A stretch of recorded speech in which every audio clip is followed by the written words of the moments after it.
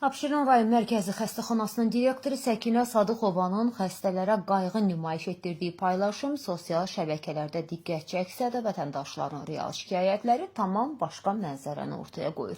İddialara görə bir qan analizi üçün minlərlə uşaq və valideyn xəstəxanaya toplanır, növbələr isə insanları saatlarla qapıda saxlayır. Abşeron rayon mərkəzi xəstəxanasında rəsmi təqdimatla reallıq arasındakı fərq növbəti dəfə diqqət çəkib. Xəstəxananın rəsmi Facebook səhifəsində yayılan paylaşımda direktor Səkinə Sadıxovanın stasionar şöbədə müalicə alan xəstələri ziyarət etdiyi, onların səhhəti ilə maraqlandığı, hətta yaşlı bir xəstəyə şəxsən yemək yedirdiyi görüntülər paylaşılıb.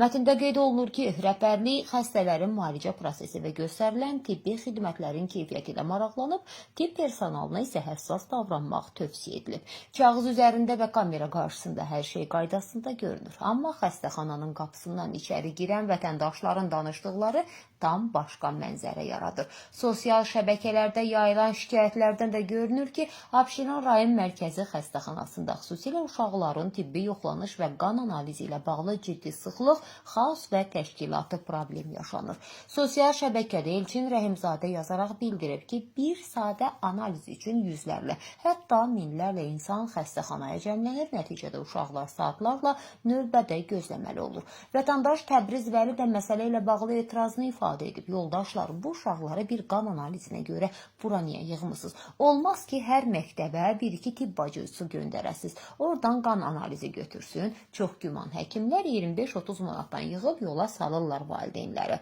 Saat 8-dən gətirmişəm uşağı, hələ 2293-cü adamıq. Bir qan analizinə görə xəstəxanaya bu qədər uşağı yığmaq nəyə lazımdır deyə vətəndaş etirazında qeyd edir.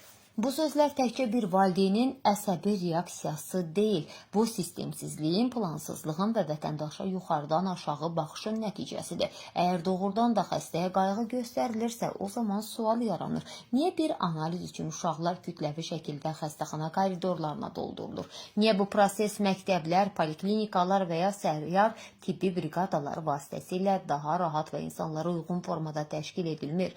Ən böyük problem isə budur ki, səhiyyə müəssisələri getdikcə real xidmət göstərməkdən çox görüntü istehsal edən idarələrə çevrilir. Xəstəyə yemək yedirtmək, əlini tutmaq, palataya girib şəkil çəkdirmək, bunların hamısı kameraya yaxşı düşür. Amma səhiyyənin keyfiyyəti bununla ölçülmür. Səhiyyənin keyfiyyəti növbənin uzunluğunda, xidmətin əlçatanlığında, uşağın neçə saat gözlədiyində, valideynin nə qədər əziyyət çəkdiyində və vətəndaşın alçaldılıb alçaldılmadığında ölçülür.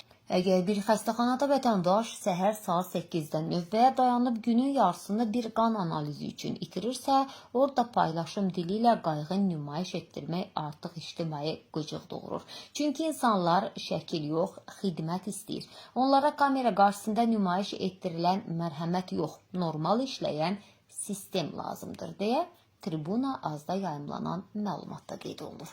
Səsləndirilən iddialarla bağlı bütün maraqlı tərəflərin mövqeyini işıqlandırmağa hazırıq.